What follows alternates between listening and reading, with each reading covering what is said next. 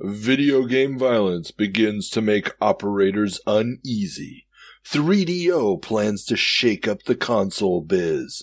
And the federal investigation into Nintendo is dropped. These stories and many more on this episode of the Video Game Newsroom Time Machine. I've been waiting a long time for a chance to say this. Stop the presses. Requiescat in pace. Makes him crazy, man. What is a man? It's me, Mario. What a mess. Get over here! Please save me.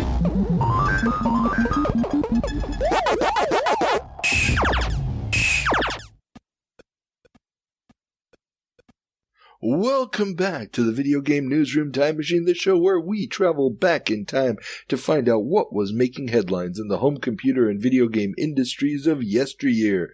Today we're traveling back 30 years to February of 1993. I'm your host, Carl, and I'm joined again by everybody's favorite co-host, Alex. Welcome back, Alex.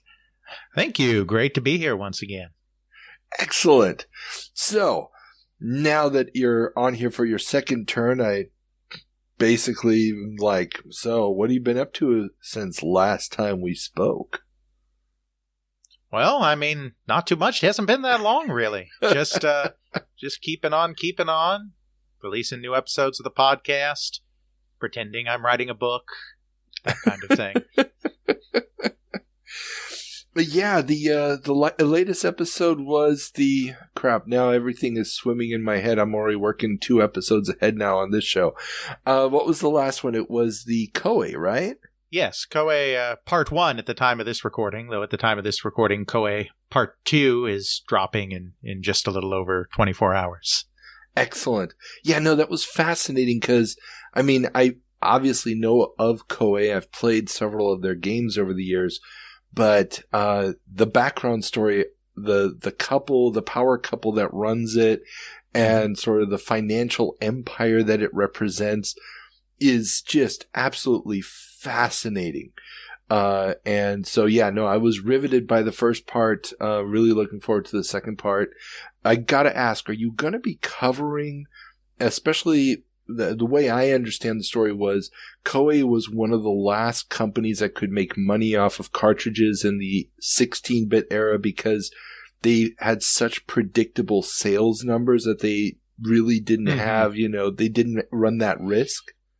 Right. I can't remember how explicitly we talked about that in the context of 16-bit, but we definitely did talk about how they had their series, and every time they had a new successful game, it would become a series. And so, yes, they could just do those regular kind of updates and keep perpetuating profitability on those systems. Absolutely. Even as new stuff came out. Though at the same time, they decided, one thing I do kind of hit on a lot in that episode sneak preview is that there are many points where they could have just decided, we're great at this. And we make money at this. Let's just stop here and keep doing this over and over again. And they never do, because even though they were able to continue to make lots of money on the Super Famicom, they decided, why don't we become a 3D action game company now? And so then they did. Because why not? Yeah. Well, and you gotta love it. I mean, I almost feel like that was a response to the fact that I believe it was Capcom did Dynasty Warriors, and then a couple spin-offs of that, which was basically the Romance of the Three Kingdoms style historical drama, but as a side-scrolling beat-em-up series. And it almost felt like Koei was like, oh, really? You're going to do this, Capcom? Hold my beer. Yeah, right. It really felt like a hold my beer moment when they started doing. Theirs wasn't Dynasty Warriors. It was Koei's was Dynasty Warriors. Koei's was Dynasty Warriors. Yes. What was the name of the one that Capcom did? Something also with Dynasty, and I just can't think of it. It was the one that has awkwardly backwards walking horses in certain segments, and I'm completely blanking on this. Yeah, off the top of my head, I don't recall, but yeah. Dynasty Wars. There we go. Yeah. There we go. Yeah. And if you really, really want to play a terrible version of that, the C64 port is just... Why do you keep trying to get me to play the worst C64 games imaginable? Why do you never recommend good C64 games, Carl? It's like, let's play Double Dragon and Dynasty Wars on the C64. Well, because I kind of give all my good tips to a fellow everybody's favorite co-host, Jeff, who is currently in the process, and I don't know if I should say this publicly, but he's in the process of trying to revitalize 2 old C64s. And we're sort of hinting at the idea of doing a little mini-series of a year-by-year breakdown of the best games on that system and introduce them to him piece by piece. Gotcha. So I got to hold back all my good stuff for him, and I'm just going to keep delivering the absolute turds to you. Lovely. Just lovely. If you keep doing the co-hosting, we're now slowly getting into the point where new releases are appearing on the C64 in the 40-year jump. Mm-hmm. Trust me, there's nothing but... Yeah, well, no, there's a lot of gold, but there's gonna be some polishing of turds necessary at certain points. So it'll be fun. We'll look at that as it happens. So some great minutes in heaven coming up, no doubt. We could have done a lot, and that is a beautiful segue. And also remember, everybody, if you want to support us, all the doohinkies, social medias, blah, blah, blah, all in the show notes. But if you really want to have some fun, you can get the video version of our next segment, the 7 Minutes in Heaven, if you're a Patreon supporter at least the $1 level, which is also the lowest possible level. But hey, who's counting? So, in the 7 Minutes in Heaven, for those not initiated, the intrepid co-host must play a game that was reviewed in a publication dated February 1993 for 7 minutes that they have never played before. And we had some amazing titles this month. We had Alone in the Dark, Motorhead. Okay, that one's less amazing and just more, it's an oddity that it exists. Cobra Mission. Hey, hentai gaming coming to the West. Super Swiv. Let's see if old Amiga games can make it on a console. History Line. Absolutely amazing strategy title. RoboSport, which would have been better if we could have done it networked. Chaos Engine. Dragon's Lair for the Super NES. Okay, that one I was hoping you would take because it is a turd-tastic game. The VGA remake of Quest for Glory with the claymation, the artwork, very nice. Of course, the seminal Dune 2, Bethesda doing the license thing with Terminator 2029, The Incredible Machine. But you went with a cult classic that you had. I'm surprised you never played this before. But you see, I was a Nintendo kid all the way, which isn't to say that I never played a Genesis, because I certainly played my share of Streets of Rage 2 back in the day, but I only played the Genesis when I was at friends' house, and so, we tended to play like 2-player games and whatnot. I never actually owned a Genesis. I was full Nintendo. Okay, so this explains why you have chosen to go with Echo the Dolphin. So, that's right. Are you ready to get your fin on? Let's do this thing. Excellent.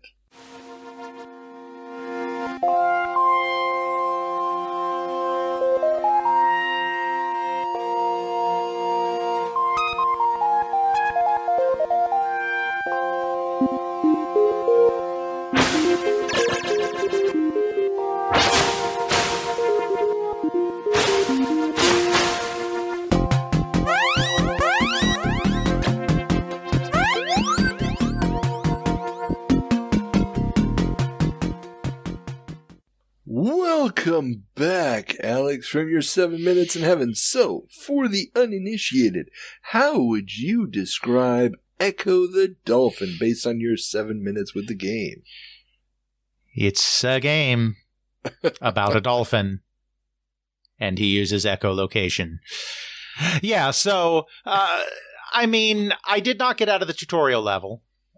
which, for those that don't know, there are no enemies there because Ed Annunziata, the producer, thought that this was something different enough from what people were used to that he wanted to give them a chance to get used to the controls before literally chucking them into the deep end. And believe me, there's a deep end, because even though I didn't get there in my playthrough, I just know, because I'm a historian and I study these things, that Echo has an outsized difficulty because Ed was very afraid of the rental market and wanted to create something that could not be beaten in a long weekend.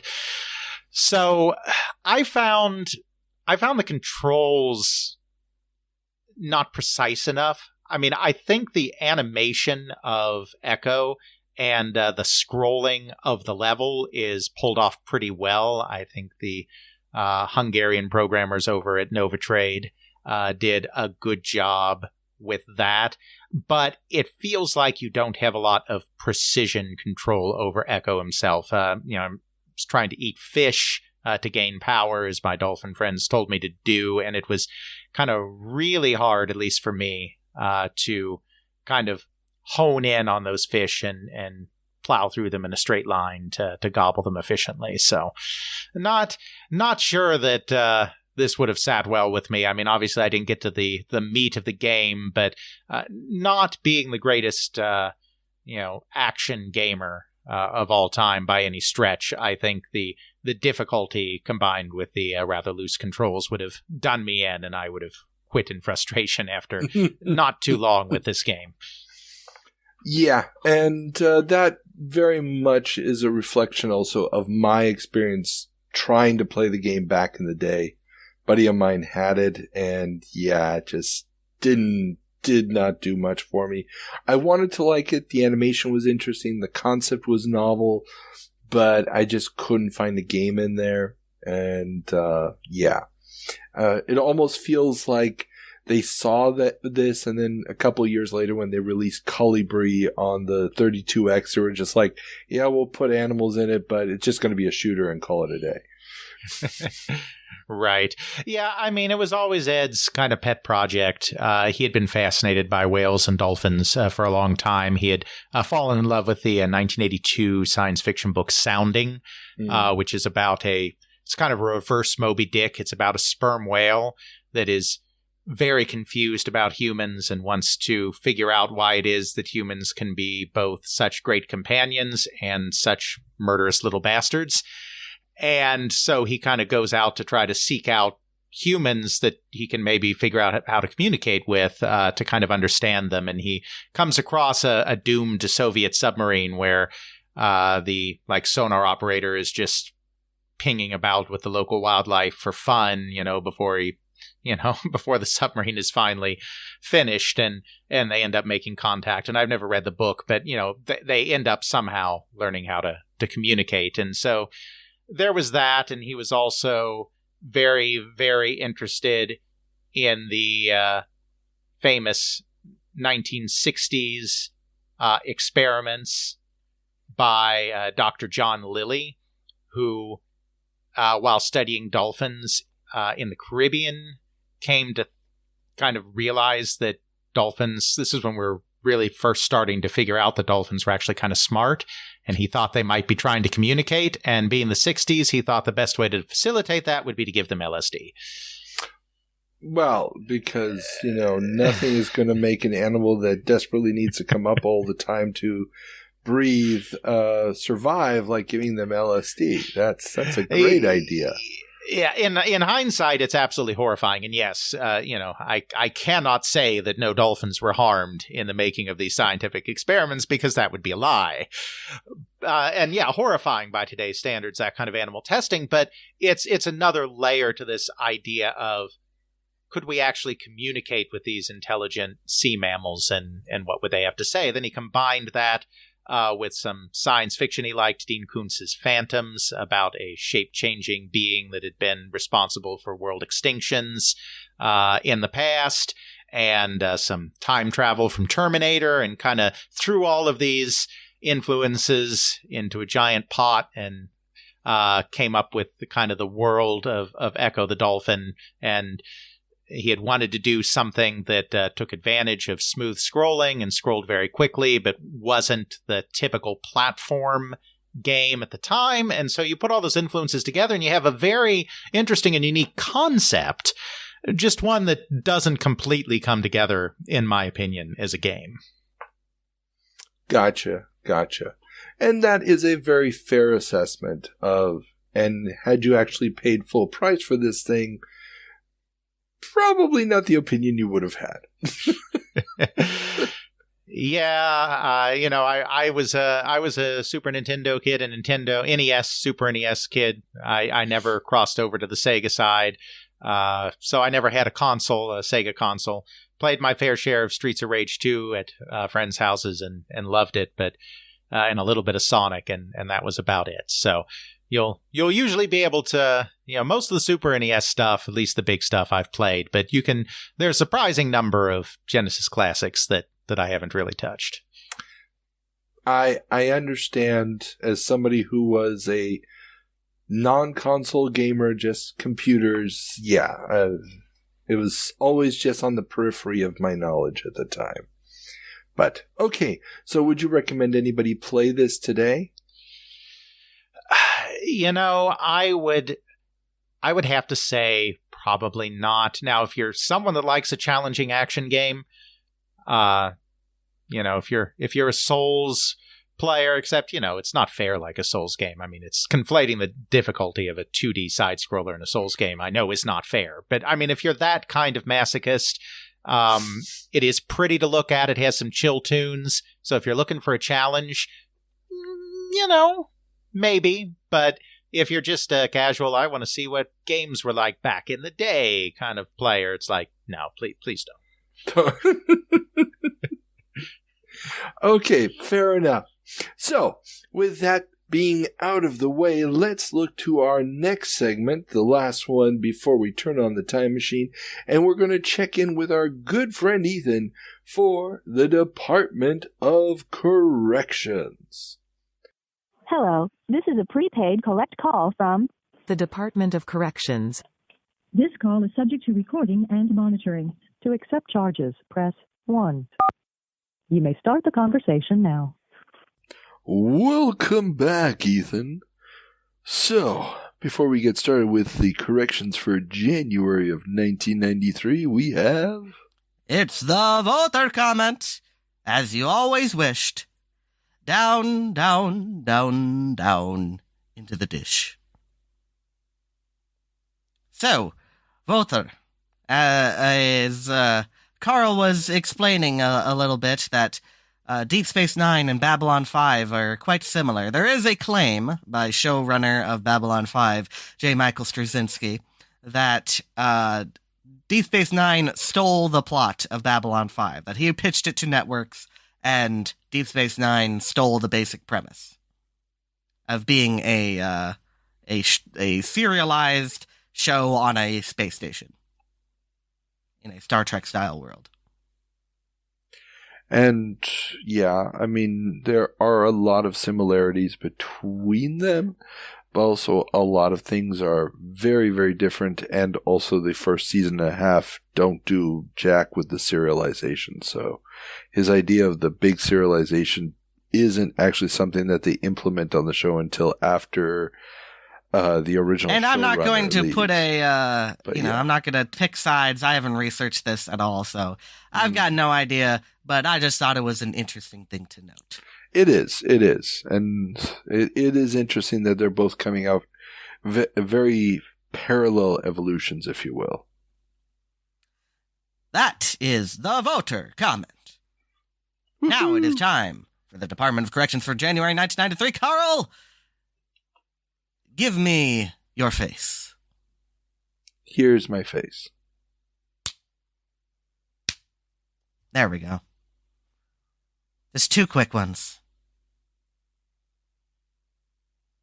Okay. Now we get into the corrections.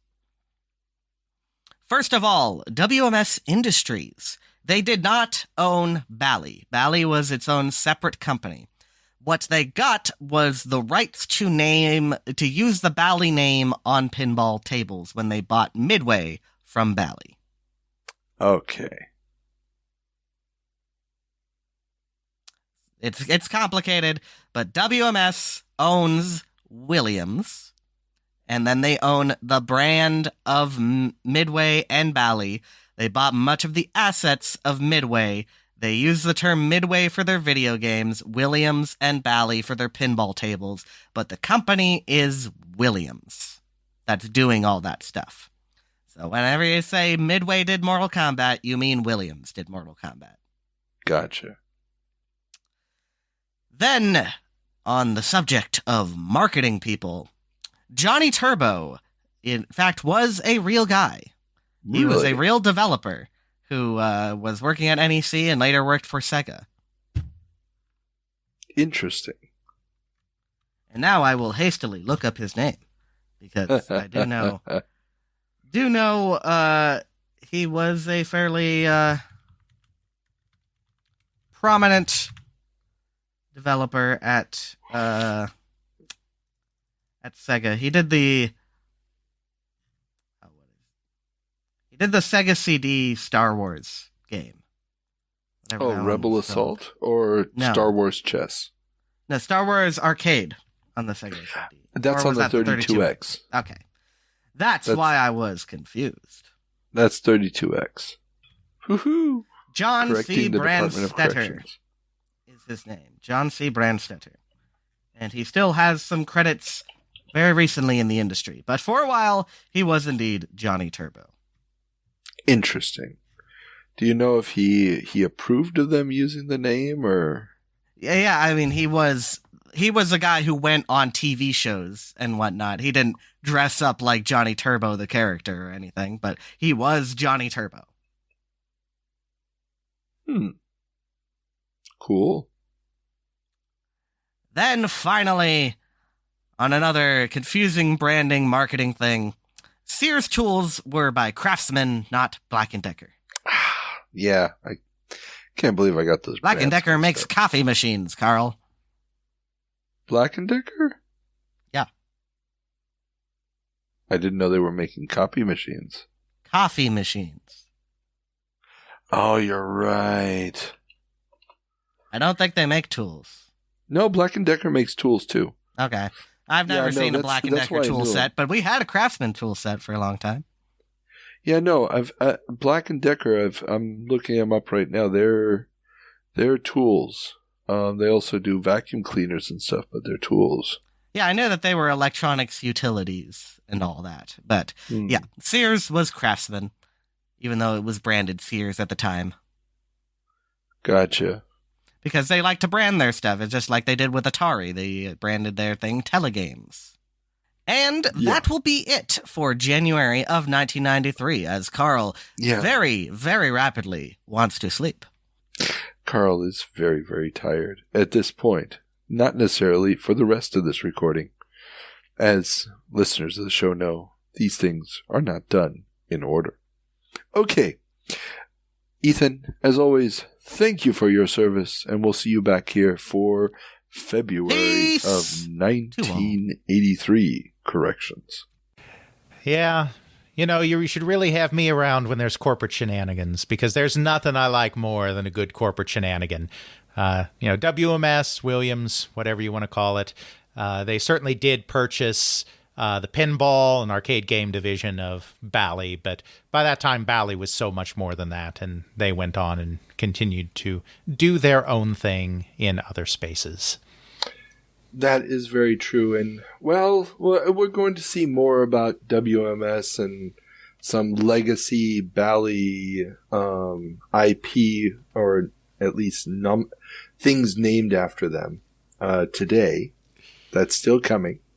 So, okay, let's turn on the time machine and head back to February of 1993.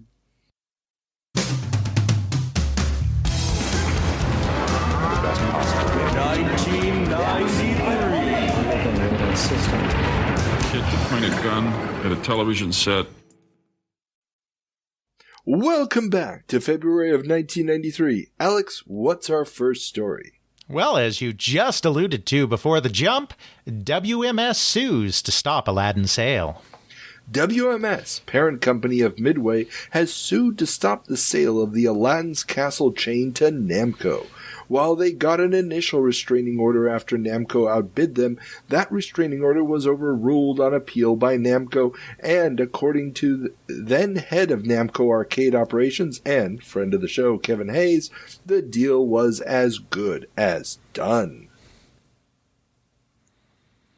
So yeah, this absolutely follows up on what we talked about last month, where suddenly WMS looked like they were going to buy it. Namco outbid them.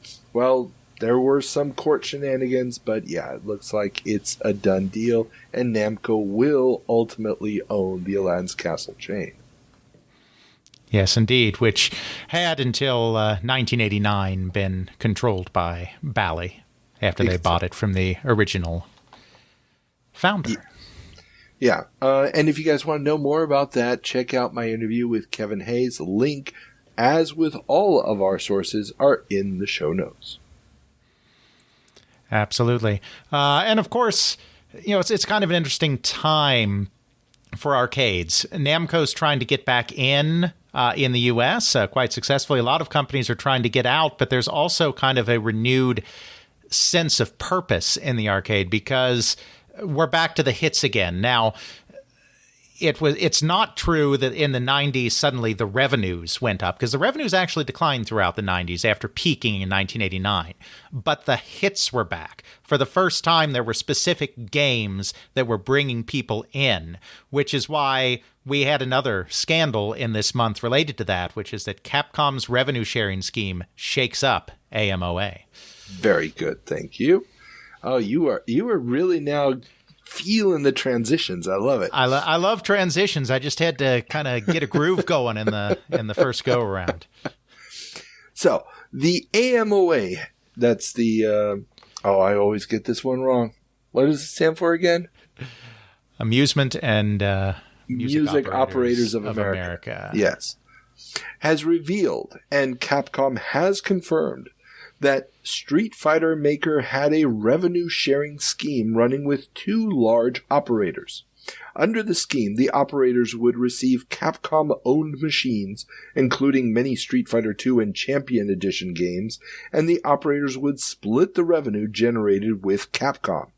This has upset many operators as they take risks when buying new equipment, and the revenue-sharing ops got the first batches of the hot Champion Edition game before anyone else. So yeah, I mean, Street Fighter II, I mean, this was literally just something, and I know you've talked about this before because it's come up before, but I mean, this was literally something arcades in the United States had not seen since the Golden Age. Even though overall revenues are in decline, like I said, the hits are back. And I think, I mean, I don't have inside knowledge on this, but I think just Capcom figured we've got the Golden Goose. We've kind of got more demand than we have supply, and they were figuring out a way that they could profit from that. This was also a period of time when Capcom was having some financial difficulty, and they may have seen this as a way of trying to help generate some extra revenue from these big arcade companies. But the three-tiered system, messing with that is like touching the third rail in the United States coin-op industry. People get upset when you bypass that traditional model of manufacturers sell to distributors who sell to operators. Well, and the interesting thing here is that this Replay article, Replay being the coin operators, one of the trade magazines for them, actually talks about how Capcom's not the only one doing this. Mm-hmm. That there's indications that a whole bunch of other manufacturers are also running these kind of schemes at the time. But like you said, Street Fighter is this weird anomaly that's making so much money, and everybody needs to have the latest edition of it. Because Champion Edition came out, now we've got Hyper Fighting has also just been released by them at this point. That suddenly, yeah, okay, we don't like the revenue sharing, we don't like that some operators are getting the advantage, but it didn't make that much of a difference in this declining market. suddenly it makes a difference. Suddenly there's a lot of money to be made. And it really seems to be a major scandal within the industry at this point. Absolutely, and especially in the trades, because as you alluded to, the trades at this time, Replay and Playmeter, they are not aimed at manufacturers, even though they carry manufacturing news. They are aimed at operators and distributors. And so Replay's audience, a big part of their subscription base is distributors. So any attack on distributors is going to be seen by the trades as an attack on them too, and they're going to come out very strongly on the side of distributors and operators that are being bypassed by, in their view, greedy manufacturers. Exactly. And yeah, so it's upsetting. It's upsetting the apple cart, but at the same time, I mean, ultimately, you can't not see the benefit for the operators also if they could get in on this kind of scheme. I mean, you're just upgrading the board. Why not, do a revenue share? Now, granted, the accounting side of this, especially for the small operators, is going to be impossible. It's an all-cash business unless you build in a clock counter that's counting how many coins are going into the slot on this thing. But then again, you've got so many arcades running on tokens at this point that's also not a real measure of earnings. It's absolutely weird. And it's a changing world too, because really the operations are moving towards larger family entertainment centers. They're moving away from the smaller arcades. They're moving away from the shopping arcades. And there's a move to create something that is still coin-operated entertainment, but feels like something bigger and grander than just what people think of with Pac-Man and Galaga. Not just larger full-motion machines like an Outrun or something, but even full-scale simulators. And those kind of machines are coming in as well. And there was a move to do that with BattleTech, and then now it's time to move over BattleTech. Star Wars is here. Nice. Took a little while to get there, but very nice. So, with BattleTech centers slowly but surely proliferating, the market for high-end, immersive 3D multiplayer location-based game experiences seems to be insatiable. Professional military flight sim maker Hughes Training has shown off their Mirage system, a new pod-based 3D game platform. The first game is Vernost, a Star Wars licensed title compared to Rescue on Fractalus, with players taking the role of X-Wing pilots collecting resources through canyons on the surface of the planet Vernost, while other players assume the role of Imperial turret operators trying to stop them. Yeah, exactly. Yeah. One of these big immersive simulation experiences. There's a couple of things that are really colliding at this point in the coin-op industry. On the one side, you have, particularly in Japan, you've had arcades starting in 84, 85, game centers being regulated like adult entertainment establishments. They're being regulated in the same way as bars and dance halls and love hotels are being regulated. I kid you not. All under the same law, the so-called, which I'll butcher the pronunciation of, Fueho law, which has been on the books in Japan since 1948 to regulate adult establishments and when and how they can operate. But game centers were not made a part of that until the middle of the 1980s. And so throughout the late 80s and into the early 90s, there's been a move by the big Japanese operators, whom we have to remember in the context of Japan are also the manufacturers, the Segas, Taitos, and Namcos of the world, to spruce up their arcades, to make them nicer, to make them feel more welcoming to everybody, to make them less seedy, less male-oriented, and more inclusive, and even cater some to people of all ages, not just kind of the typical teenager. And so they're very much experimenting with amusement park type experiences, which these kind of fully immersive sim rides very much epitomize. And then on the other side, you have the end of the Cold War, which has sent ripples through the entire military-industrial complex in the United States.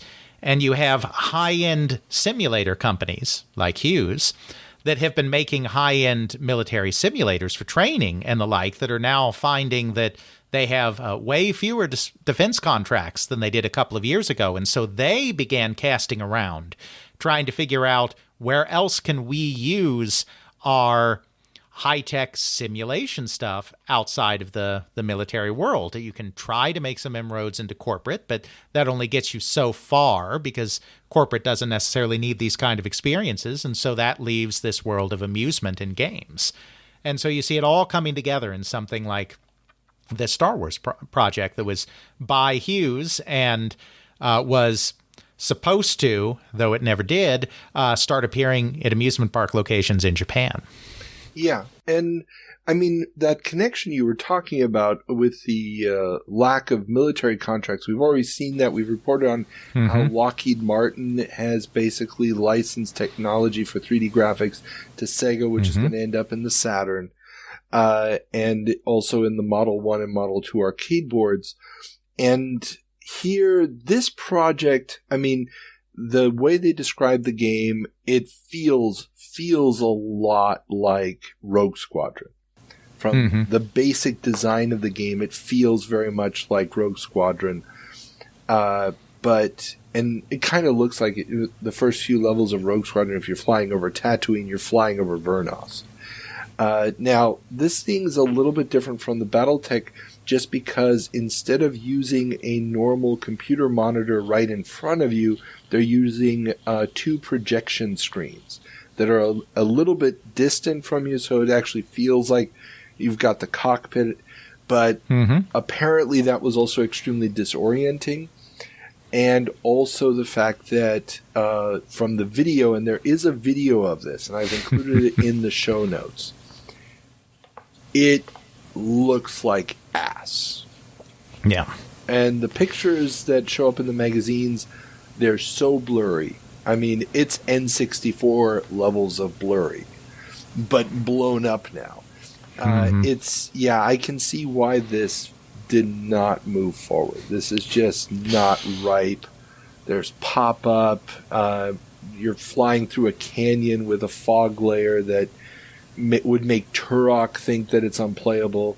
It's just, I mean, there's problems with this game, but sort of, I'd love to find out whether or not the kernel of the idea of this sticks around long enough, because I know Factor 5 had a contract to try to revitalize either Rescue on Fractalus or what's the upside down Rescue on Fractalus? The Echelon? Eidolon. Eidolon, thank you. Echelon. Yeah. No, the Eidolon. They were redoing one of those 2 titles before they get the contract for Rogue Squadron. So, because they also did a Ball Blazer revamp for the PlayStation. And it really does feel like this idea must have still been kicking around at LucasArts. Because it's just too much of a coincidence.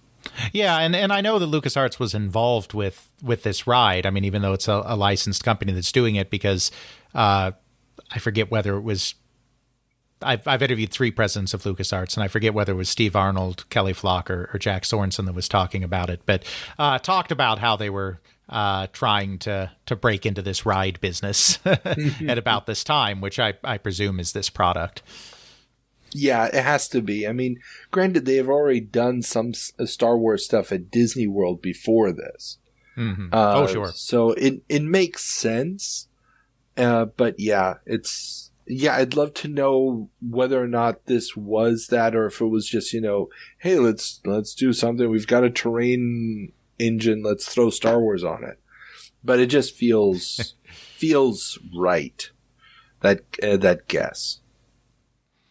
Absolutely. But of course, this isn't the only new frontier that coin-op games have been pushing recently, and another one of those frontiers is starting to come back to haunt it as video game violence issue returns. With the rise of games like Street Fighter, Mortal Kombat, Time Killers, and Splatterhouse, and more, the issue of video game violence and the unwanted attention from media outlets and parent groups it brings with it is increasingly becoming a topic of discussion in trade publications. 2 operators from Pennsylvania have even published an open letter asking the industry to curb violent content in games to avoid unwanted government interference. Yeah, one thing that's interesting to remember about this, we usually talk about this in the context of the home industry and the congressional hearings that will be coming up in a few months, where the focus was kind of on Mortal Kombat in the home more than the arcade, and, of course, Night Trap, with a little bit of Lethal Enforcer thrown in just to keep things spicy. And kind of the narrative there is that, no, guys, you don't understand. Our audience is actually getting older. Like, teenagers are playing these games. It's not like little 6-year-olds. I mean, of course, the 6-year-olds are also playing Mortal Kombat, but they are marketed at the teenagers. The coin-op actually has the opposite problem going on in this period, because coin-op has historically been associated with the teenager, but as the market changes, as I kind of alluded to a few minutes ago, the kind of family entertainment center model is starting to take root in the world of coin-op. And so they actually have an audience that's getting younger in some ways. I mean, the teenagers are also still coming. The traditional arcades are still there. You've still got lots of older kids that are playing the fighting games and whatnot. But I think there's a fear that as they move more towards this family entertainment center model, some of these operators are getting a little worried about something like Mortal Kombat, not because they necessarily personally object, but they know that Big Brother is out there and may stumble into a discovery zone somewhere and see something they don't like. Well, and we've talked about it here on the show also. The last 2 AMOA shows, the big highlight were redemption machines. Mm-hmm. And the redemption machines are much better long-term investment for the operators because, a whack-a-mole is a whack-a-mole this year, last year, next year. It's not faddish like a Street Fighter is. And for Patreon supporters, you can also check out my interview with Gary Brosey, the founder of the Seattle Funplex, the #1 and for longest time largest family entertainment center in Seattle, who ran it for 15 years. That's already up there. My former boss, since I worked there for quite a bit. And nice. He talks about this as well, the changing face of what was making money, how much money was it making, what was the importance of the fads versus, how much money you made off those damn little tickets and you handed somebody a Tootsie Roll for 50 tickets. So all of these attributes of this mix really does shine a light on the, like you said, these guys are shifting more and more to the kiddie market at the same time that the home market is getting older. And it's, in a couple months when we get to the Senate hearings, that is going to definitely be a change. Absolutely. And speaking of that home market, I think we're ready to jump right in over there, aren't we? Oh, yeah. We got some console news. Let's do it. 3DO business model revealed. The 3DO company has held a developers conference during which they revealed more details about their upcoming system.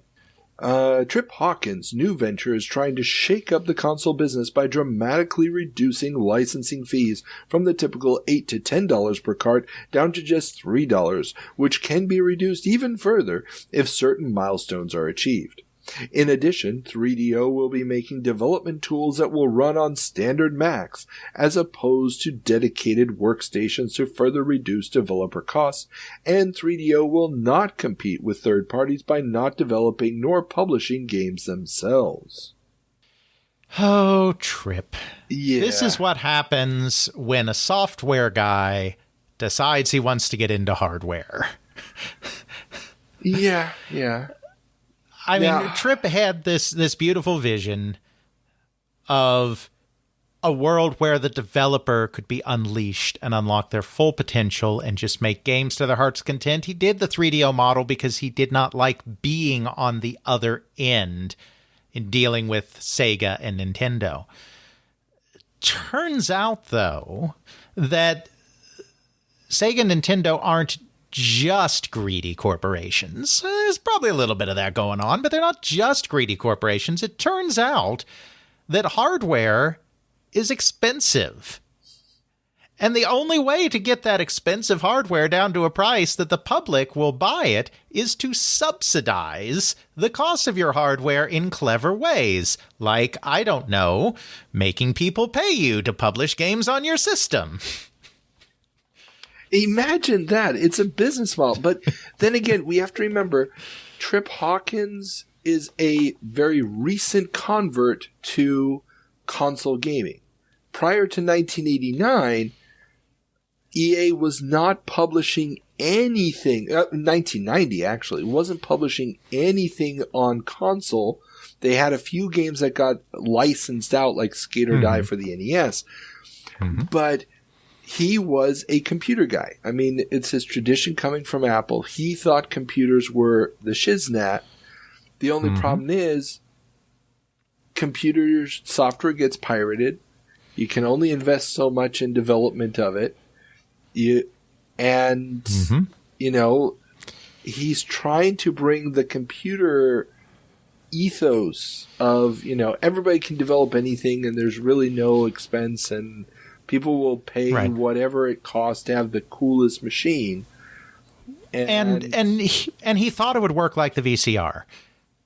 Because the VHS became a standard and you had multiple Japanese companies that were each manufacturing their own version of it with just slightly different bells and whistles. All of those companies doing manufacturing of similar hardware together created economies of scale that drove down production costs. And then the fact that they had to compete with other companies making very similar hardware meant that they would then get involved on top of that in rounds of price-cutting competition and have an incentive to become even more efficient. And so you watched the VCR go from a very expensive, almost luxury commodity at the end of the 70s, beginning of the 80s, to something that you had by 1993, I mean, even 2 or 3 of in every home. And he thought this would go the same way, but he lost sight of the fact that, yeah, maybe a VCR is in some ways a complicated piece of consumer electronics, but it ain't a video game system. It just has to have a pretty basic video out to the television to play the tape. It doesn't need really complex processors and graphics processors and loads of RAM like a video game system does. And so the only way you can't produce it cost effectively, you're not going to get those efficiencies fast enough, and it's harder to compete against each other because the hardware standard is going to be the same. It's not like, you know, here's our 3DO console, but it has a hat. You can't do that in the same way you can maybe do a special feature on a VCR to make yourself stand out. It just, the VHS standard model does not apply to video game systems. And Tripp, not being a hardware guy, didn't fully grasp that. But you know what? I don't actually give him that. I'm reluctant to give him that excuse due to the fact that when he comes into the market, Apple II is his lead platform. He has seen the shift from platform to platform. He has seen how computer hardware, and let's face it, a video game at the end of the day, with the exception maybe of the original Odyssey, is a computer. Or at least almost a computer. And he knows that this gets better over time. Those economies of scale you just said with the VCR, those took 10 to 12 years to hit. Yes. He has witnessed, I mean, he founds EA in 82? He starts the company. So by the time this has happened, in those 10 years, he has seen the Apple II give way to the Commodore 64, give way to the Amiga, give way to the IBM PC, give way to the consoles.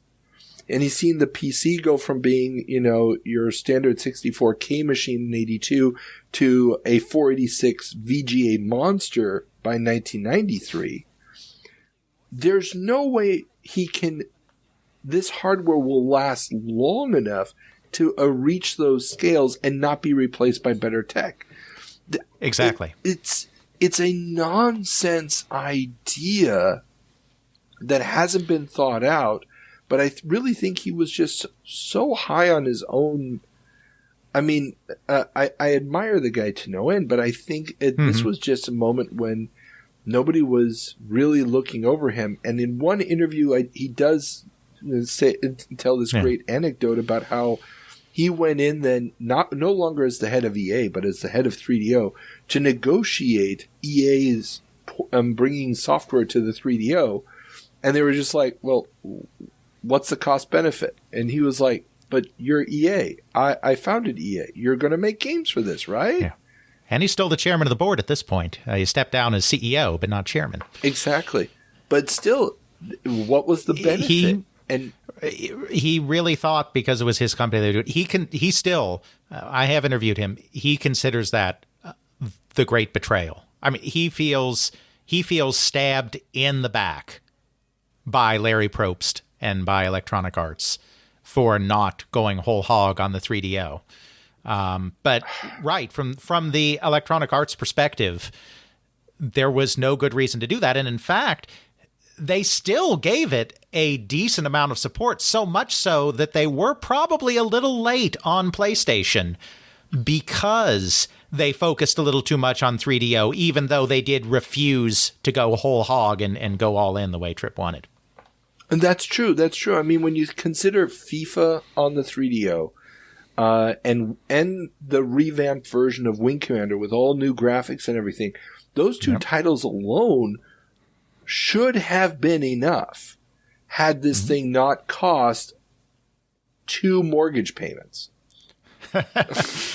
Exactly. There was no way, because what all of the game companies had done since Nintendo, this was a little less true in the older times, which I hit on a lot in my podcast, but since the Famicom, what these hardware companies have done is they charge as little as possible, as little as they can get away with for the hardware, very slim margins on hardware, sometimes even taking a loss, because they know that the combination of the sales of their first-party software and the licensing fees they get from everyone making third-party software is going to make them their profit, as long as they keep that price low enough to spur sales. And if you're a Matsushita or a Sanyo or a Gold Star, some of the companies that eventually get in, they're not all there from the start, they're not making their own software, so they don't have that. They're not allowed to get a big royalty. And so they had to charge an arm and a leg for the system because they had no other way to make money. Yeah. And, I mean, it's just kind of sad. Now, granted, Tripp is also going to have to go back on a lot of these promises. He's going to have to raise the licensing fee for the games, which is not going to help things. They will start not only publishing, but then also producing software for it because, well, they got to keep the pipeline going. They're going to finance a bunch of developments. If you're interested, check out the wonderful history of Doom on the 3DO. So, yeah, I mean, it's just not going to work, unfortunately. But, hey, we do get a really good version of Road Rash out of it. So I guess there you go. And, of course, at the same time, the other thing is it's not like he's operating in a vacuum, because at the same time, he's introducing consoles that are priced to high heaven. you have the competition coming in and continuing to cost reduce what they already have on the market, like, say, Sega, who announces the Genesis 2 at about the same time. Very good. Sega has announced that they will launch the Genesis 2 and Sega CD 2. Both redesigned units will cost reduced versions of their predecessors without adding any new functionality. So, it's basically same hardware, new packaging, sleeker, simpler. The CD drive no longer has a tray. It just is open from the top, and it's a side carriage. Eats up a little bit more room, but it is an interesting step to keeping that price edge going. Absolutely. And of course, this is something that really becomes common practice and is still common practice today in the console industry, because even though it's been beaten up a little bit in recent years, Moore's Law is still a thing. And about every 2 years, you can either fit twice as many transistors on the same chip or the same number of transistors in half the space. And so you're constantly cost reducing as yields go up, as miniaturization improves. You can continue to cost reduce and do those price cuts and keep your system viable even longer. Sony, of course, becomes the master of that with the PlayStation, and then runs into so much trouble with certain numbered PlayStations after that. But that is definitely a topic for another time, another jump. Oh, yeah. Thank God I'm not doing the 20-year jumps anymore. Now, but yeah, so now, obviously, I think one of the side effects of this, though, is going to be you now have 4 hardware SKUs, so stock keeping units for the Genesis line. So, store may have the old Genesis still in stock. For people who own the old Genesis, they've got to stock both the original Sega CD and the new Sega CD for the new Genesis 2 owners. I worked for a hot minute at a electronics boutique in 1995, Christmas of 95. I know how little room we had in the back for stock. This could not have been happy news for some of these retailers. Yeah, in the short term. I mean, of course, the idea is that they're going to clear out the Model 1s. It's not like they're going to keep manufacturing Model 1s. I would imagine that while it is a bit of a headache for the retailer on the SKU management for a time, they're probably happy with hardware that's coming in at a lower cost that can raise margins and keep sales going of software as well. I mean, there is a trade-off there. Rather different from Sega's later moves, which is just, going SKU crazy all over the place, and towers of power and whatnot. But, it's in the DNA, and I say this a lot in my podcast. There were, in the 90s and 2000s, there were 4 major console producers: Sega, Nintendo, Sony, and Microsoft. And Sega had its roots as a coin-op company, Nintendo is a toy company, Sony is a consumer electronics company, and Microsoft is a software company. And their approaches to the market are like textbook. I can tell that's the kind of company they were before they did video games. And with Sega, it's all about we can always improve the hardware. We can always get new hardware out. Games starting to look stale, put out another hardware system. Iterate on hardware, because that's what a coin-op company does. Yeah, that's very true. That's very, very true. I mean, you can almost see the DNA of those early, swap the board schemes from like 1980 or so in this field. Yeah. Oh, well. Absolutely. Meanwhile, everyone else is just trying to hang on with fun new peripherals, like NEC, who wants to kick your butt with the virtual cushion. Oh yeah, force feedback is no longer just for the arcades with the Virtual Cushion, a seat cushion that turns your PC engine's sound output into vibrations, so you can feel all the whopping power of your favorite games. It'll cost a little over $100, but can you put a price on interactive hemorrhoid treatments? I just want to say I want the gaming historian video of this to follow up on the hot seat. I want to see Norm in some virtual cushion. It would be funny. And now I wonder whether or not it would actually work with the TurboGrafx 16, but I can't see why it wouldn't. Yeah, I have no idea. Yeah, this is one of those weird Japanese-only things. I mean, yeah, it's just, there's not really a lot that I have to say about that. It's just all of these console companies, especially ones that are a little more on the edge like NEC, I mean, they're always looking for that little edge that's going to kick them past the rivals, and sometimes you spend so long thinking about whether you could that you don't stop to think whether you should. And this is probably one of those moments, with apologies to NEC. Definitely. And speaking of peripheral madness on the SNES CD front, just to remind Ethan that I'm not the only one who saw the Super NES CD-ROM drive as a scam. Quarterman, the gossip columnist at EGM, wrote in his CES predictions column, and I quote, "I can't wait for Nintendo's latest CD announcement. How about 64-bit? Plays all Super NES, NES, and Game Boy carts with a retail price of under $50. We can see through it, guys." Sorry, just had to throw that in there. That's fine. I wish we had more inside information on all the CD shenanigans at Nintendo. I mean, it wasn't just vaporware. I mean, obviously there's prototypes of the Sony system, but I mean, they were really seriously going to do it. I mean, Secret of Mana was going to be an SNES CD game. They had the third parties, their close, loyal third parties like Square, working on CD games, and they would not have had them start working on that if they really thought they weren't going to do something, because they wouldn't want to damage those close relationships. Or they just thought that they were so untouchable that it didn't matter. Yeah, but I mean, the problem is that everything I've seen so far about those prototypes, they're all just, the only thing that they have going for them is the storage medium.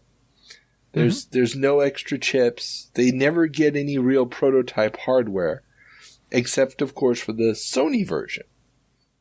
Right. But as far as I understand it, the Legend of Mana game is not being developed for the Sony PlayStation version. Right.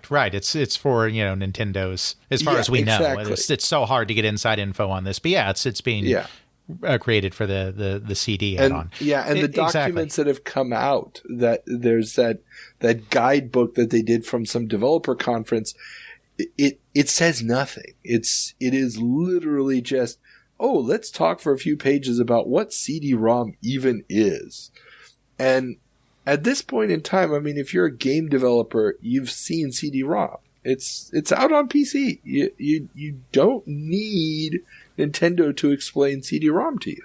But oh well. Okay. No, it's moving right along briskly for me into the handheld market. Just dip our toes in there briefly as Namco brings barcode battling to Game Boy.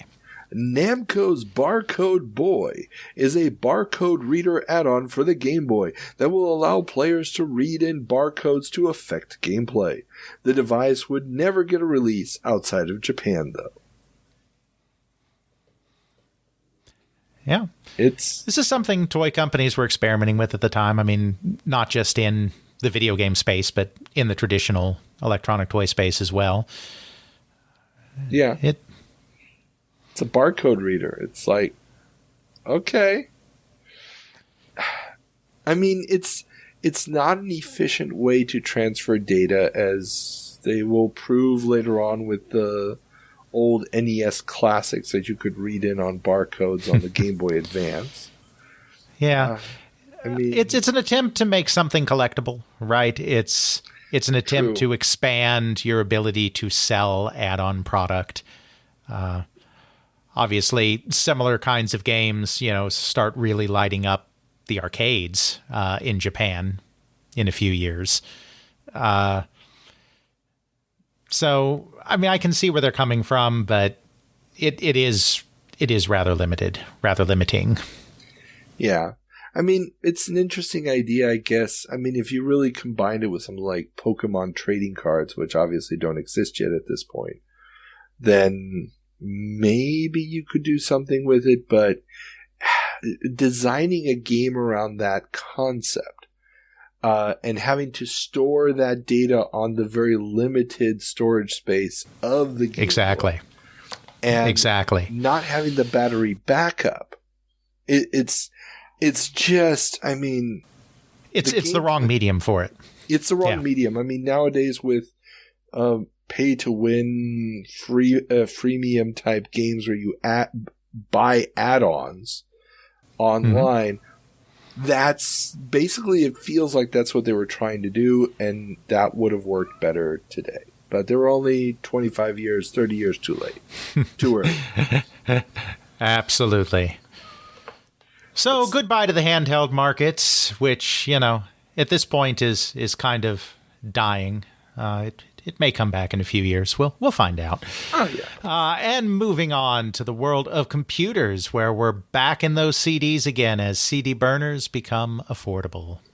Byte Magazine's editorial this month is extolling the virtues of CD-ROM for organizations, as the new low cost of burners starting at just $8,000 will make CD-ROMs the new way to share data in offices. Yeah. $8,000. It's affordable, right? Yeah. That's a great thing for coming to a small business near you. Yeah. Obviously, it's going to keep coming down in price. I mean, it's, they're controversial. Even in the 80s, you have companies being like, do we really want to open this Pandora's box and allow burners? I mean, it's in some ways, the industry is almost stalling bringing down the affordability of CD burners because they just see an endless sea of piracy in the future when it finally happens. And, spoiler alert, they might have been onto something there. I'm not saying you halt technological progress for those reasons, but they may have had a point. Oh, yeah, definitely. I mean, as soon as you have that mass media, not saying I ever did any of that, because Lord knows I didn't. Wink, wink, nudge, nudge. But yeah, I mean, it's the CD-ROM at the time, 640 megs. I mean, most hard drives in computers are, maxing out at like 50, 60 megs. 100 megs is like a monster drive. And 640 megs on one little shiny disk just feels astronomical. Now, we've talked again a lot about other CD devices. We've talked about the CD TV and so forth. There's a great quote from Mike Brown, an IBM executive in the multimedia department, from that same Byte magazine, and he predicts doom for Commodore's CD TV, Philips' CDI, and Tandy's VIS. That's the one that we talked about a couple months ago here on the show. As they don't meet people's expectations of either being as good looking as TV or as cheap as a Nintendo. And I think that is such a brilliant assessment of those set-top boxes that I just needed to mention it here. Absolutely. Yeah. Yeah, people were sold a bill of goods on multimedia for sure. And again, similar to the Trip Hawkins situation, you wonder at how they lost sight so much on the commercial practicalities here. Because it's great in theory to be able to say, oh yeah, we'll include pictures and music, and I guess thanks to Intel we'll have to include video and delay for 2 years, but video and all of this stuff. Sorry, RCA. They sold DVI to Intel, but it was developed at RCA. And all of this, and it'll be great for education, but it's just way too clunky. People aren't going to engage with it, and even CD doesn't have enough capacity to do this in a way that people would really want. They were basically trying to do the World Wide Web without the internet. And that just, it took the World Wide Web to realize the promise of so-called multimedia. Oh, definitely. I mean, there's also an announcement. I didn't add it to the notes, announcement by Microsoft this month there. You know, Encarta gets announced and all these other reference books or reference style materials because they're promoting a lot of their features. And we'll be talking about that, I think, a little bit later here. Oh, no, I left it out. But, I mean, they're really touting the whole Windows multimedia capabilities. I think you're right. It's just, it wasn't the right medium. CD, especially single speed or even double speed, just wasn't up to it. And you need to couple it with enough processing power to either be doing amazing compression or you need to be generating the imagery in real time, which these, let's face it, Commodore CD-TV is just not going to be doing. Absolutely. So moving on to the fancy world of chips that we kind of foreshadowed this. I didn't even realize I was foreshadowing this in the last episode, but I guess I'm just that good. Court squashes AMD 486 rollout. A judge has agreed with Intel that AMD does not have a right to use Intel microcode to create a 486 compatible chip. AMD originally licensed designs from Intel to become a second source maker of Intel chips in 1976 and extended that agreement in 1982. But Intel attempted to end the agreement, and now AMD's launch of their 486 chips will be delayed until either an appeal succeeds or their clean room reverse engineering of Intel's code can be properly tested to ensure compatibility. I'm actually a little surprised you didn't put this one in the legal section, because this is the legendary court case in Silicon Valley, AMD versus Intel, right here. Yeah, I left it here in the computer section. There's plenty of legal cases this month, but I left it in here because it's such a milestone for we just talked the last couple of months about the naming of the Pentium, the 586 chip.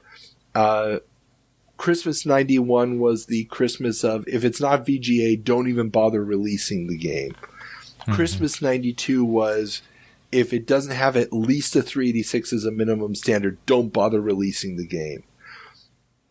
486, AMD doesn't even have their 486 out yet. Intel is already filling up all the magazines with the 586. There's even an Australian magazine that was saying, well, yeah, it's going to be called Pentium, but how long is it going to be before we all just call it a 586? Which, curiously enough, at the time, I mean, I remember that debate, you know, do we just call it a 586? And obviously, that doesn't come about. Pentium does stick. But, you know, the idea that AMD is going to be delayed in their 486 is, it feels like it's giving Intel, you know, the clean sweep of being 2 generations ahead of AMD before they even are able to get their stuff together. And Cyrix, meanwhile, is already shipping their 486 socket processors because they did their reverse engineering. We'll find out as soon as they get to their 586s, they didn't do it as well as they thought they did. At least not good enough for one John Carmack. I mean, what does he know? Yeah. And this is going to last until 1996 when they finally sort of bury the hatchet and they become the only 2 proper chip makers left. Absolutely. Not really much more to say there, except just this is when Intel really is becoming the Intel, the monolith we think of today. I mean, for most of its history, it was almost an accident that it came to dominate the microprocessor market. But now we're to the point where it's like it's no longer an accident. They're just wiping the floor with everybody. Exactly. Well, we talked about, I think it was 2 months ago during the 30-year jump, that they had introduced some new feature to their chips that was basically what allowed Windows to run as quickly as it did. Mm-hmm. And that was, again, another element that is purely theirs, even though they do sign an agreement to sub-license it to AMD. But, I mean, they own it. So, it's... Yeah.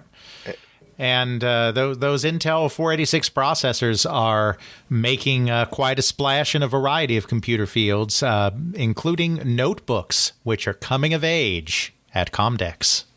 One of the big advancements at Comdex, the big computer industry show in Vegas, was the introduction of high-end notebook computers.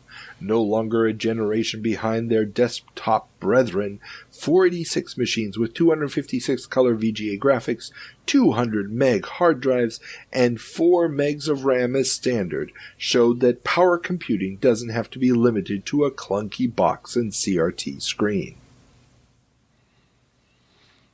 Yeah, and this is really a turning point in the usability of notebooks for things like gaming. I mean, obviously you can always cram more into a full PC rig if that's your druthers, but by the time I was in college in the early 2000s, I mean, I switched back and forth depending on the situation between desktops and notebooks, and most of the time I could run any game that I wanted to on my notebook. But before, right about here in the 90s, I mean, just forget about it. I mean, they were two different worlds, night and day. They had almost nothing in common from a power perspective.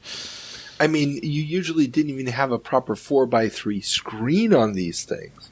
Right, exactly. I remember I had one that was a CGA screen, but it was squashed down. I mean, you could barely read anything on it. It was nightmarish. But yeah, now, I mean, they're coming of age. The expectations that these things are going to be able to run all of your software are there. And the other big showstopper, and obviously also connected to this power, but was video capturing, which was made possible through new video capture cards and the aforementioned Microsoft's newly introduced Video for Windows software set that includes their AVI video compression standard. Mm-hmm. So this also made a big splash at Comdex because, hey, digitizing video, running video on the screen, all in a window while you're doing other things, it's really going to make editing on the desktop really good. Now, granted, I believe AVI at this point is still limited to like 12 frames a second or something, but that's just a question of power. But yeah, I mean, we're still in the period where multimedia is being hyped, and while the set-top boxes are crashing and burning, as we mentioned, the computer makers are trying more and more to integrate these multimedia functions into their machines, because this is one of the ways that they're really selling computers for the home. They're selling the educational future. They're selling the small business future, and they feel that all of these things are going to require some of this flashiness with multimedia. Definitely. I mean, I still remember how fascinated I was the first time I was able to use a CD-ROM based encyclopedia at my school's library, and I probably watched the grainy little video of the Hindenburg disaster like a dozen times because I had always seen images of it, but I never actually listened to the whole thing, and I suddenly had it there, and this idea that I could just hit play again and again and again was unparalleled. I mean, and that was VHS before that, and that was not that quick to go back to the start. Not at all.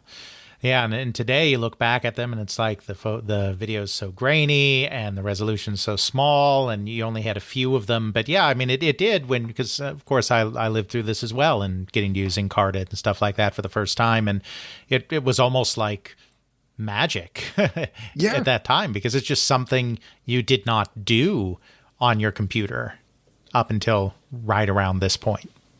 Well, I mean, yeah, the sheer access to media and to information that we had before the CD-ROM was, let's say you went to your local library and they may have one copy of a book that had the reference material, or they might have a VHS tape of something, or you went to the video rental store and you hoped that they'd have a video that might have the thing that you wanted, but the format that was required was, is it long enough to become a rental? It had to be at least a 30 to 40 minute. I mean, the shortest thing you got was maybe some cartoons or an exercise video.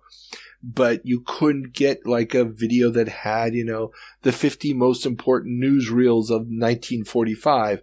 That wasn't going to be in the video store because not enough people were going to rent it.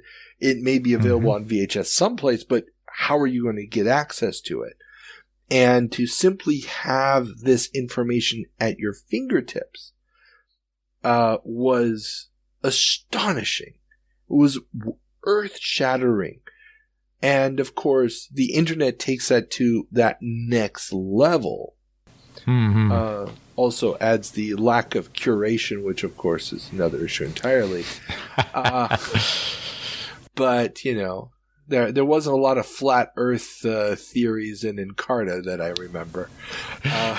No, that doesn't ring a bell. So what I'm saying is we should have stopped at CD-ROM, everybody.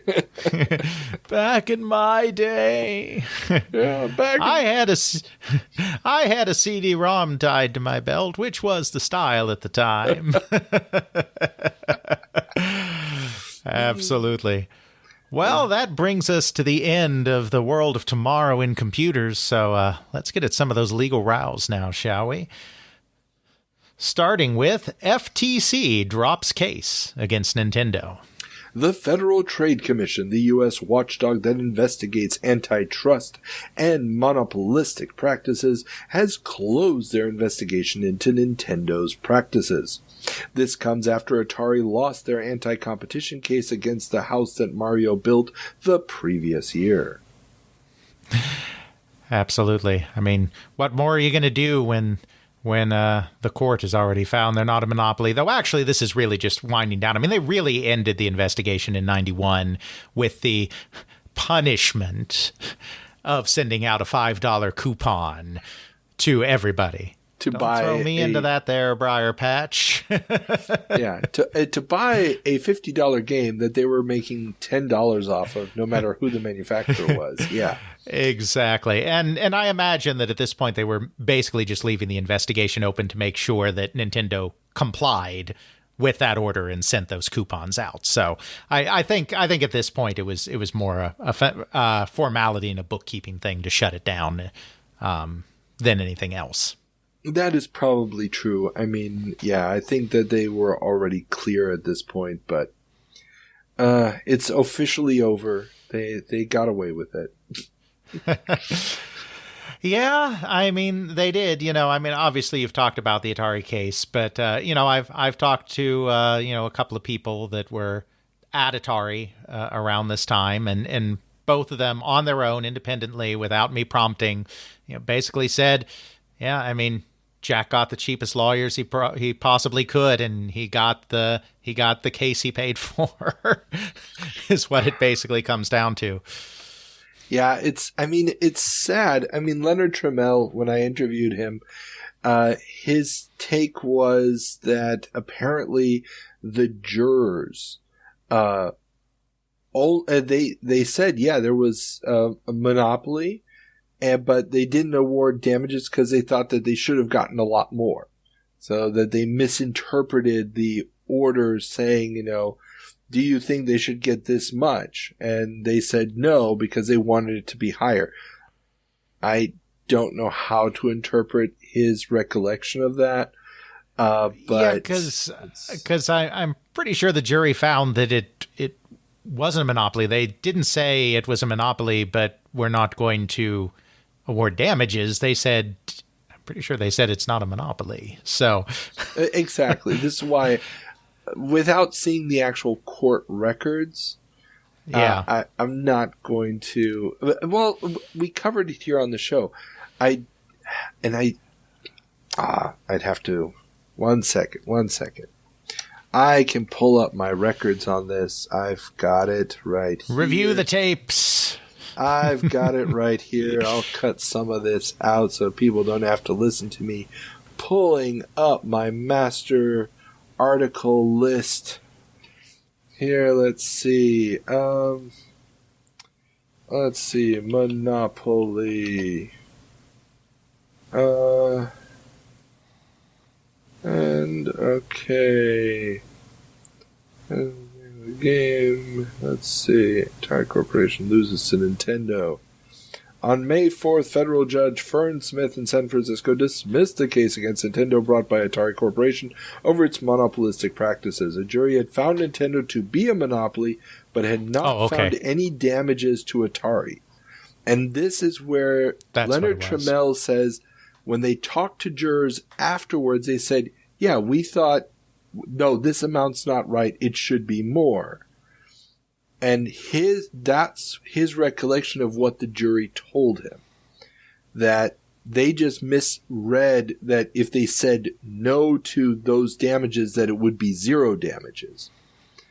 The jury had been deadlocked about 2 further questions, but given the decision about the lack of damages, a summary judgment was granted. Okay, so that is how it went down. So yeah, okay, and again, seems like if that were the case, they should have appealed on the grounds of bad jury instructions. Well, and this is the thing. I'd love to see the jury instructions, because that would be the lawyer in me just wants to see how those were composed, to see whether or not this holds water. And I can imagine that, jury instruction composition can become a weird thing. But according to Leonard, his dad did not like doing his fights in courtrooms. Yes. And that makes sense. And so the moment this was over, he was just like, we're not doing this again. We're not hiring more lawyers. It's over. We're walking away. That's his recollection of it.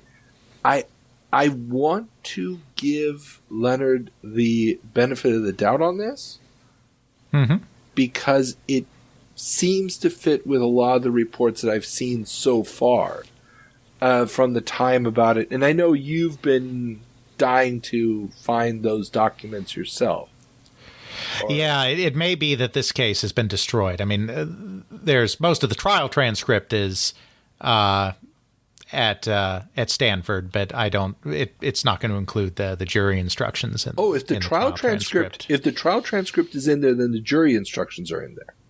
Because the judge what I mean is, no, I know what I mean is I'm not sure that what's preserved there, which seems to be all testimony. I'm not sure if what's preserved there includes the jury instructions. That's what I meant.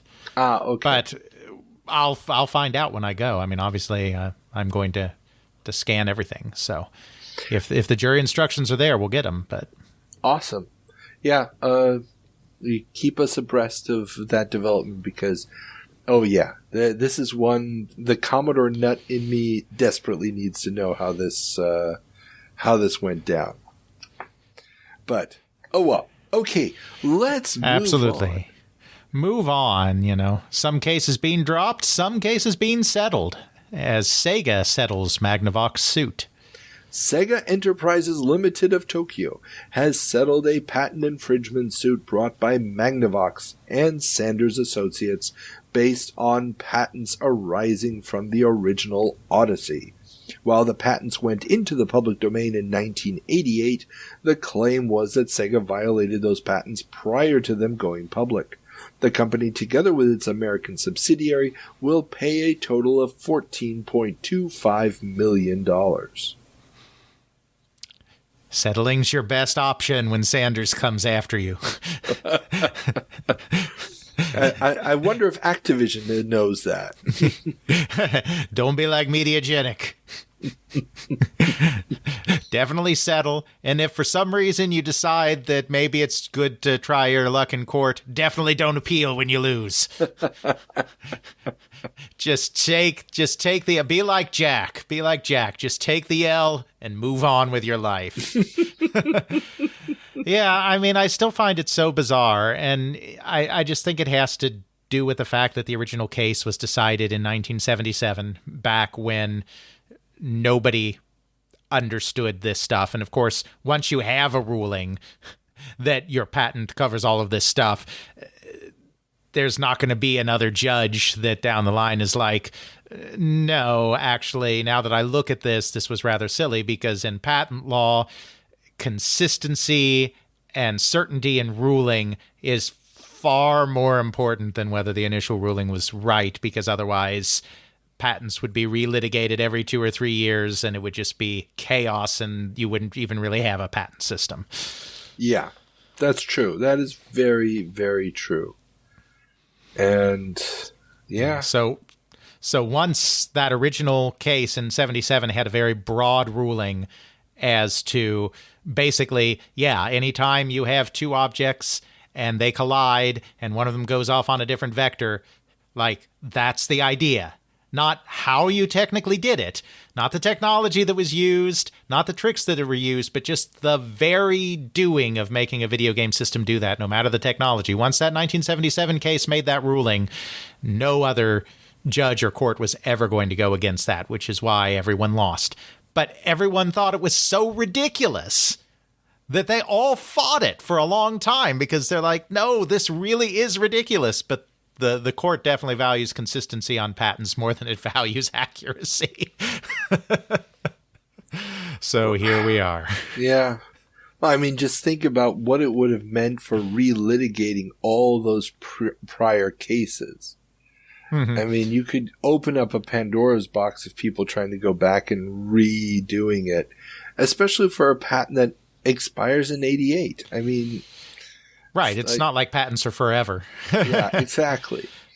I mean, I don't. I mean, I've never been an IP lawyer, but I imagine that to invalidate a patent, you practically have to show that the patent holders were either lying or about their work, or you really have to come up with some new prior art that nobody had ever seen before. And otherwise, a court is just not going to be sympathetic to rehearing those cases. Yeah. They do not like to reopen those wounds. Mm-hmm. Meanwhile, across the pond in Europe, we have German software leasing may be coming to an end. The business of software leasing, where customers pay a daily rental fee of between 5 and 7 D-Mark for software and can decide to purchase the program applying already paid rental fees towards the purchase price, a model spearheaded by a company called Soft & Sound out of Dusseldorf, started in 1981, may be coming to an end.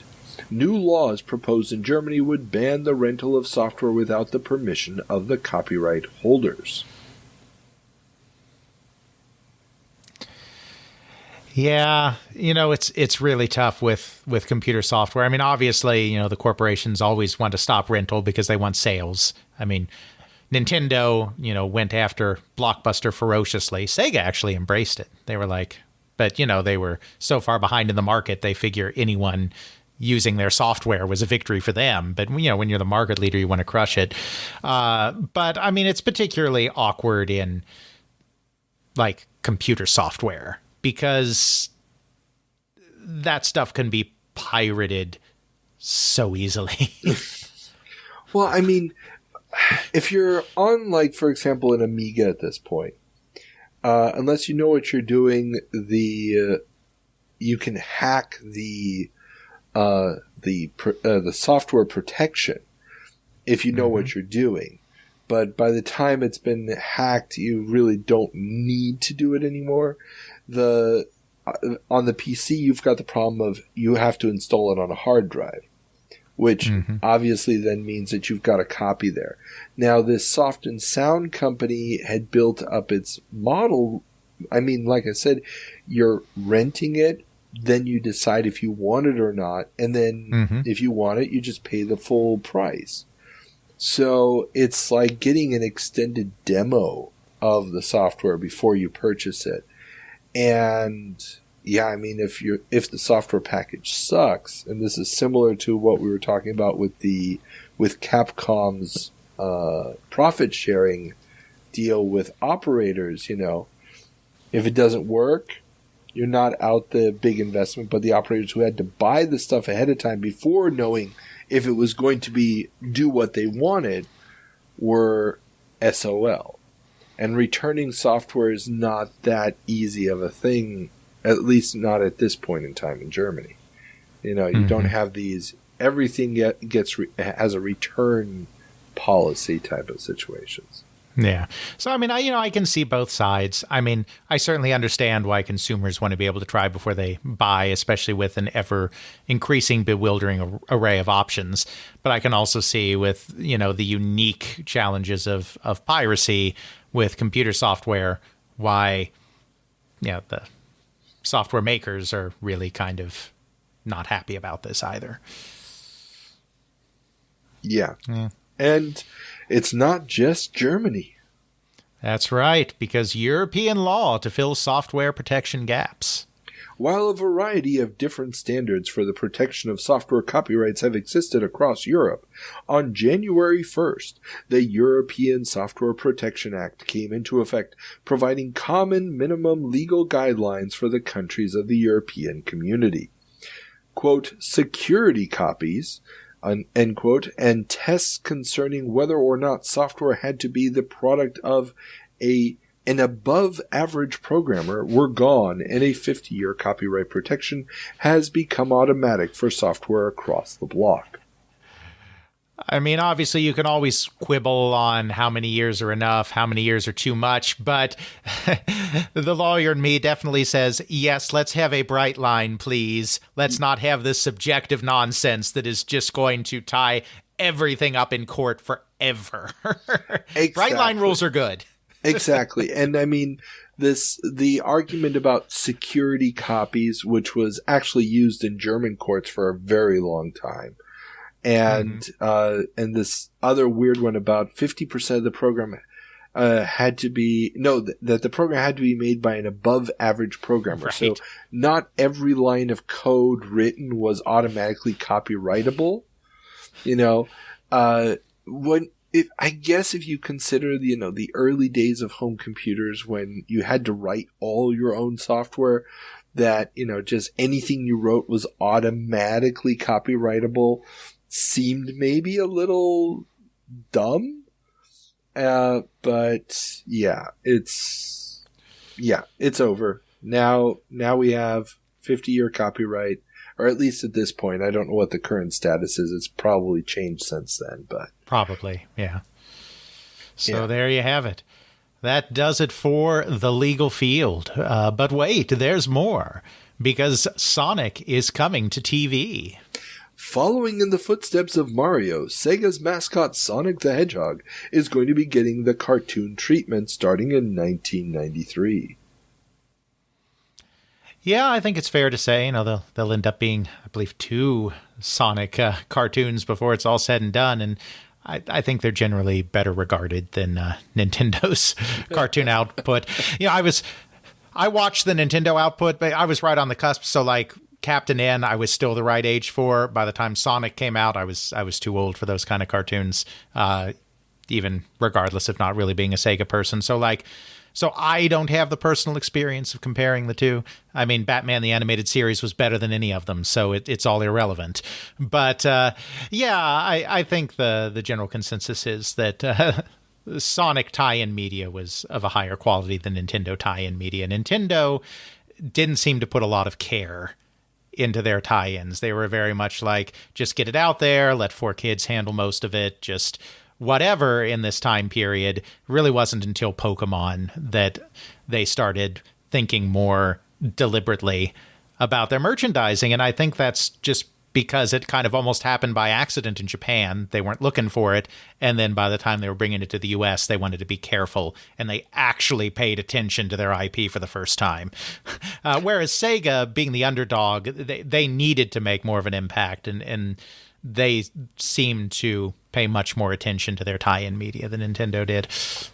I think you're right there, although I still don't understand why we did not get a Golden Axe TV show. But that would have been awesome as a Saturday morning cartoon. I mean, just, everybody with swords and stuff without ever actually being able to do anything with them would have been great.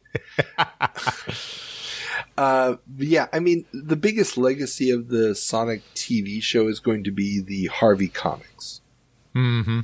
Absolutely. The Archie comics, not Harvey. Oh, yeah. Yeah, that would have... Ethan was probably... already, that's right. I got... No. Put the rod down, Ethan. No correction needed here. It's fine.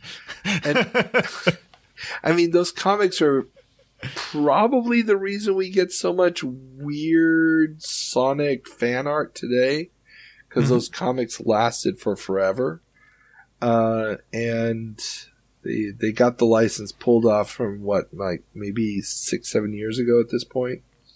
Yeah, it wasn't long ago. Yeah. Yeah, 2017, I think. So like yeah, and it's only going to be like a one season show. I mean, it doesn't last long, which is weird, but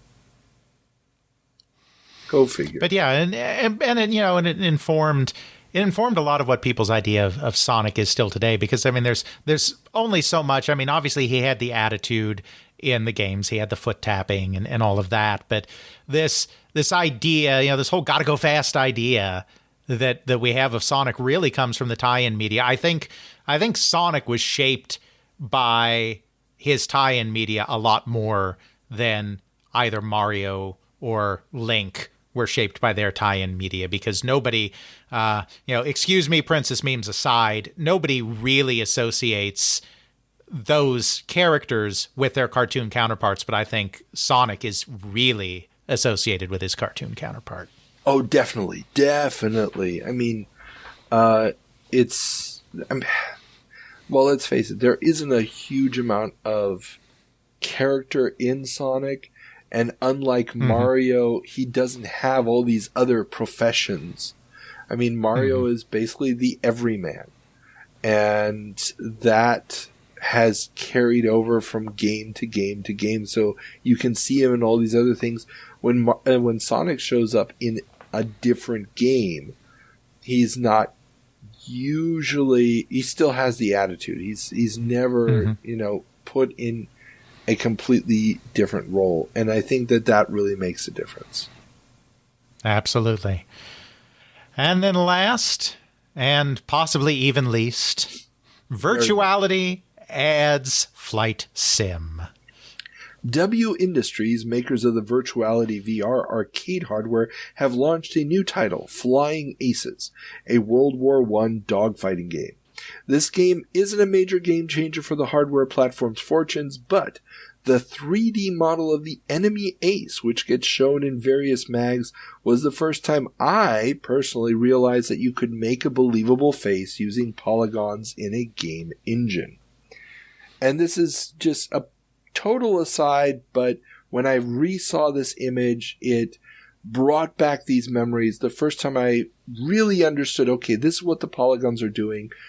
And it's a very weird little cartoony face of a German World War I pilot, with the evil Dick Dastardly style grin going on. But just the idea that, okay, if I added another 5,000 points to this polygon model, it would look more human.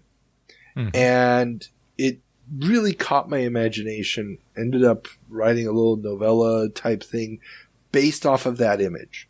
What if, you built, it was basically like a Matrix thing, but I wrote it in like 94, where, how much detail would you have to add? How many polygons before you can't tell the difference?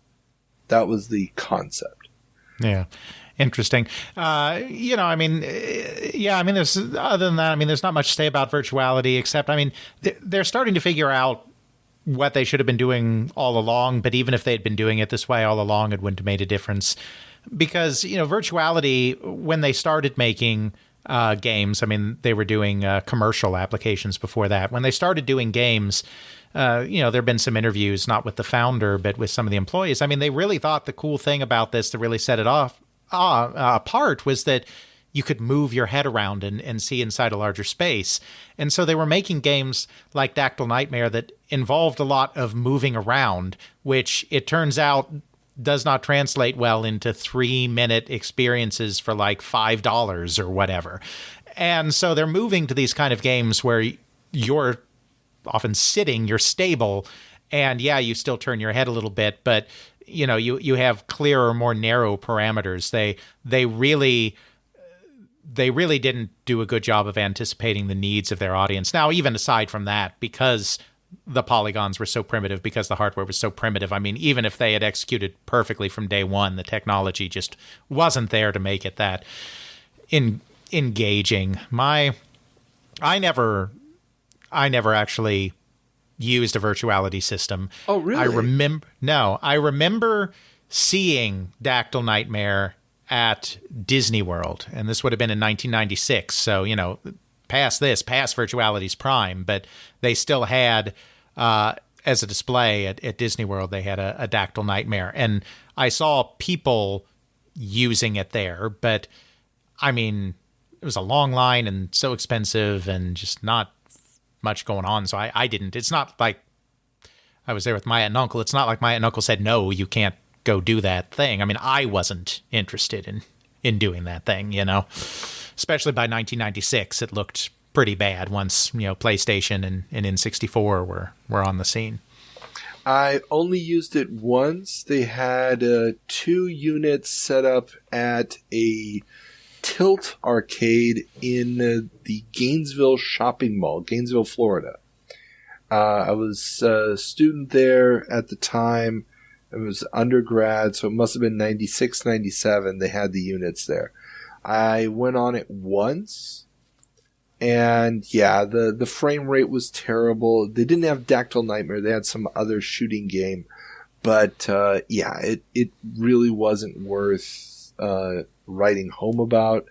It was an interesting experience, but it was just too early. It was simply too early to pull it off, and I don't think they had enough actual game design talent working there.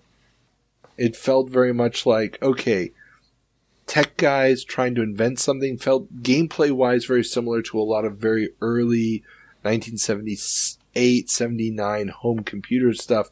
The guy who could figure out how to get the stuff on the screen also had to now figure out how to design a game. And yeah. Mm-hmm.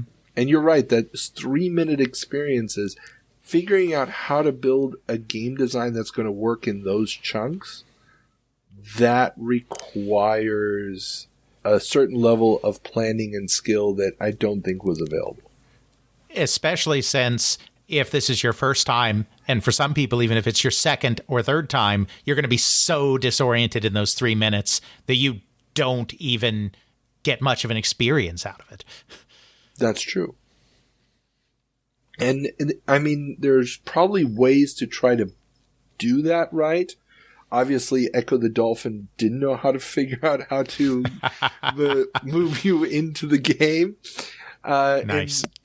in 3 minutes, but I think that there probably could have been ways to do that. Have you ever been in a BattleTech? One of the BattleTech units? No, I've never been in any arcade simulator style unit, whether they be rides, whether they be things like the BattleTech. I haven't done any of those. Oh, wow. Okay, well, you're living in Atlanta now, right? Correct. Are you going to be going to Dragon Con in September? Always. If you go to I believe it's the basement of the Hilton, where they have the whole basement floor is just gaming. They every year, at least the years when I used to go, they always had several BattleTech units set up that you can play down in the gaming. basement. Yeah, gaming's in America Smart now, but hold up, because, and you can cut this out of the show if you want, but hold up, because you used to go to Dragon Con? Oh, I went there for 5 or 6 years in a row when I was living in Florida, yeah. What years? Ooh, this would have been, let's see, 2000, wait. I got all my old Dragon Con pictures. Dragon Con was sort of my extra con. So I used to do Mega Con, but there I was always a vendor. I always had my art and my table in the Artist Alley from my webcomic days. Yeah. But when I started going to Dragon Con, let's see, where is it? 2009, starting in 2009. We were there at the same time, Carl. Really? Oh, 2009. Awesome. 2009 was my first Dragon Con. I went in 9 and 10, and then I didn't go for a bunch of years, but I went in 17, and I've been going every year since 2019. Oh, dude. We were at Dragon Con at the same time. Wait, I'm going through the pictures of which presentations I was at that year. Give me a second. Loading them up. So there was the Star Trek panel. That was the one. Shatner Nimoy? Wait, I was at the Shatner Nimoy. I missed. Were you at the first one Friday? No. At 9 in the morning? I missed that one. We did not get in on time, but the next day I was at the Nimoy one that Shatner showed up at. Okay, so I was at the Friday morning 9 a.m. I missed Shatner that. Nimoy I missed that. We didn't panel. get in on time. It's on YouTube. It's on YouTube. The one that I was in. Yeah. So yeah, I was at Shatner Nimoy that year. Yeah, and I went to Nimoy after the next day, and I thought, okay, it's just Nimoy, and he wasn't going to be talking about Star Trek, and then Shatner just walks in. And it was just the most amazing thing because we were like, oh, this is happening now. And they started taking questions from the audience and they basically just ignored the questions altogether. Yeah. And just started doing their own thing because they were like, fuck it. Let's see. Wait, who else did... oh my goodness, I'm looking... Oh my God, I was still relatively skinny back then. Who do I have here? Oh, Jesus. None of these pictures are... You cannot discern who the hell is on the stage. There's... what's her name? From the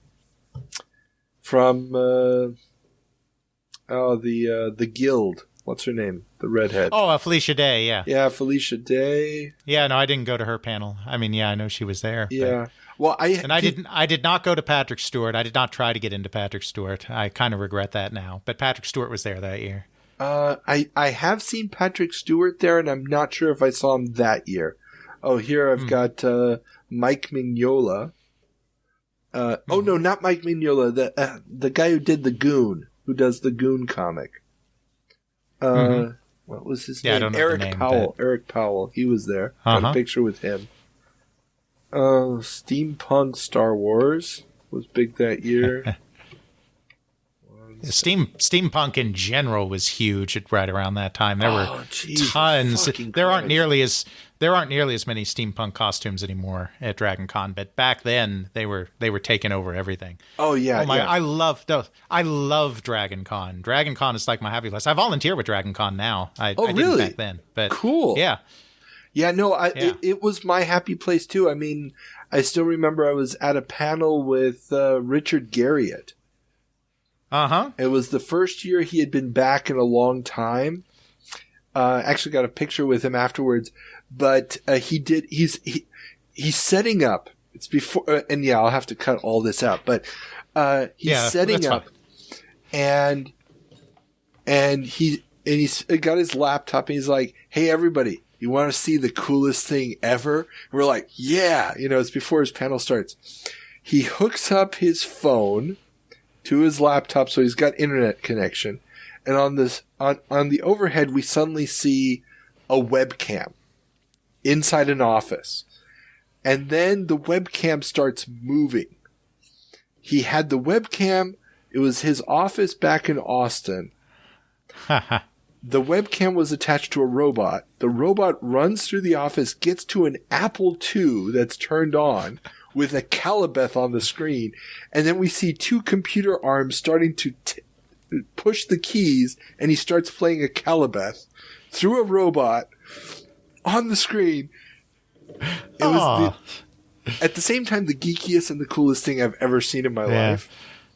I saw Richard Garriott there in 2017, and he and Star Long. And after his panel, I went up and introduced myself and was like, I write about video game history. Now, I don't want to interview you because you've been interviewed a lot, but your brother's never really been interviewed. And I think that's a shame. And he was like, I agree. And I was like, so I was wondering if you could. And he was like, yeah, here's my card. Email me after the con and I'll do it. So I emailed him after the con, and he did get me in touch with Robert. And then I emailed Robert, and then he was like, what books have you done? And I talked a little bit and then never got a response. But he was kind enough to make the connection. Anyway, let's finish the episode, and then we can geek out about Dragon Con more. Okay. So, that is the end of our stories for this episode. Alex, you have one more task. What is the word of the episode? The word of the episode is too early. Namco and Barcode Battlers, too early. Tandy and Commodore and Philips with their multimedia machines, too early. Virtuality and their flight sim, too early. Some okay ideas in there, but the technology is just not there yet. I like it. I like it a lot. Okay, so for the listeners at home, Alex, where can people find your fine work? Well, we do our work, myself and my co-host Jeffrey, under the banner of theycreateworlds.com, where you can find our podcast twice a month, every month, with outbreaks in September 2015. Sane people do seasons and take breaks. We are insane. We have never stopped. We never will stop until Jeff, drops dead in the middle of editing an episode. That got dark. It's okay. Theycreateworlds.com. You can also find my first book, also They Create Worlds, the story of the people and companies that shape the video game industry, Volume 1, at the publisher's website, CRC Press, and at all the major online retailers. Book 2 coming as soon as I stop pretending to write it and actually do write it. Excellent. And everybody remember, all the socials are in the show notes. Please leave us a review at some point. That would be very, very nice. Join the Patreon, join the conversation. Let me know if I should start a Discord. I've been thinking about it, but I haven't really gotten around to it. And, subscribe on YouTube, because that's cool too. And I'll see you guys back here next time. Bye.